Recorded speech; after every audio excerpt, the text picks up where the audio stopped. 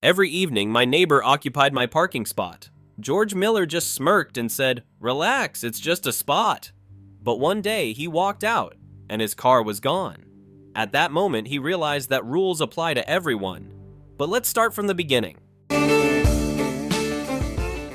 My name is Mark Collins, and I live in a small, cozy neighborhood in the suburbs of Seattle. Picture quiet streets where everyone knows their neighbors by name, green lawns, and neatly trimmed bushes. In a place like this, you want to feel at ease, knowing your home is your fortress. As a homeowner, I have a designated parking spot right in front of my property. For years, there were no issues, until one day I found a stranger's car in my space. You know, when you're used to order, even a small disruption can throw you off. I was surprised but assumed it was just a mistake. I left a note under the windshield wiper.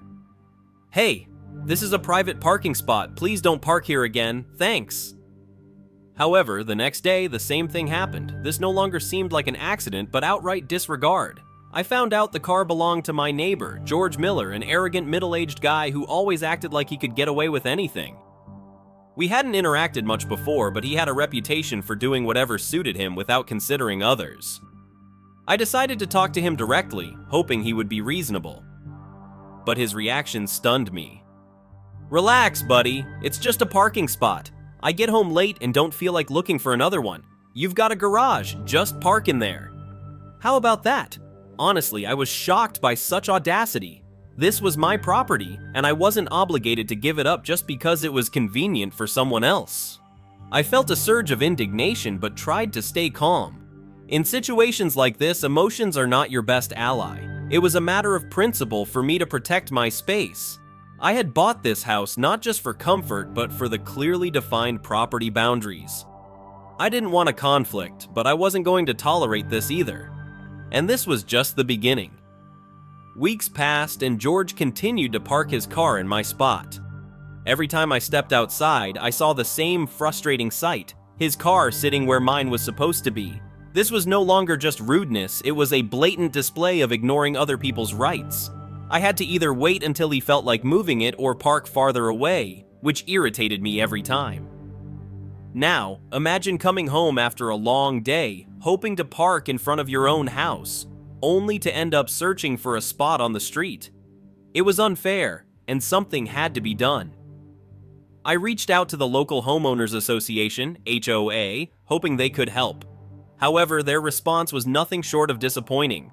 The chairwoman, Mrs. Langley, simply shrugged and said in a dry tone, "We don't have strict parking regulations. Try to work it out yourselves." Of course, they didn't want to get involved because George was one of their own in the neighborhood. He was friends with the right people, and they clearly weren't going to side with justice. That's when I realized official solutions weren't going to work. So I took a different approach.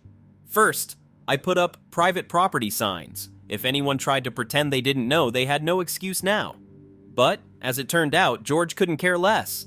He kept parking there as if the signs didn't even exist. I even tried calling a towing company, but that's when I hit another roadblock.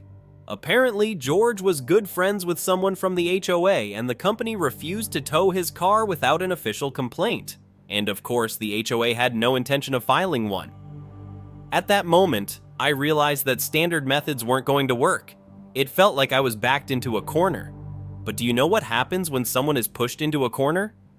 They start looking for a way out, and sometimes they find the most unexpected solutions. If they wanted to play dirty, I would learn to play smart. I decided that I wouldn't just sit back and tolerate it anymore, nor would I rely on the decency of people who clearly didn't care.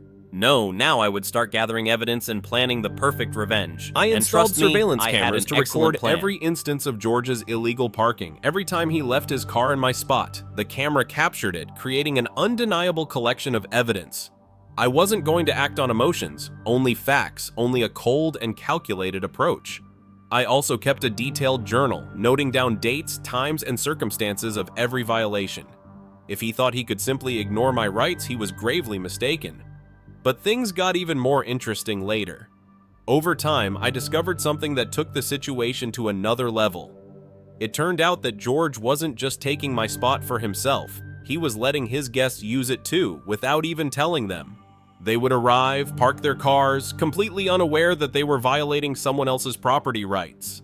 And I couldn't even blame them. After all, George confidently assured them that the space was free. This wasn't just arrogance anymore. It was a blatant example of someone treating another person's property as their own. Then, one day, I overheard a conversation between George and his friend. They were standing by his car, unaware that I was nearby.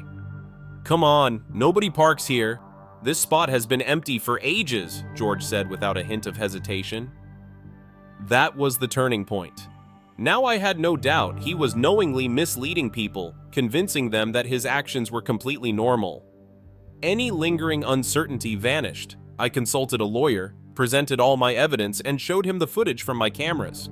He carefully reviewed everything and said, "You have a solid case. You can prove unauthorized use of your property and even claim compensation. These recordings are irrefutable evidence." His words were the final piece of the puzzle for me. This was no longer just a fight over a parking spot. It was a matter of principle. George needed to understand that his actions had consequences. However, a legal battle alone wasn't enough for me. I wanted him to feel the weight of the situation, and I already knew exactly how to make that happen. Now, it was time to move from gathering evidence to executing my plan. I had devised the perfect revenge, one he would never forget. I waited for the perfect moment. On Friday evening, when George once again parked in my spot, I wasted no time. Everything had to be executed flawlessly. No rush, just precise chess-like moves. I called for a tow truck, but not just any tow truck. I hired a private towing service through a contact I knew. It wasn't cheap, but this wasn't about money. I was willing to go the extra mile to teach him a lesson. Everything went smoothly. His car was carefully towed to a paid storage lot where strict rules applied. Only the owner could retrieve it with proper documentation and a hefty fee. And trust me, the price wasn't small. Now, all I had to do was wait. Early the next morning, I got up, made myself a cup of coffee, and took a strategic position by the window. A few minutes later, the show began. George walked out, yawning, confidently heading toward his favorite spot, and froze.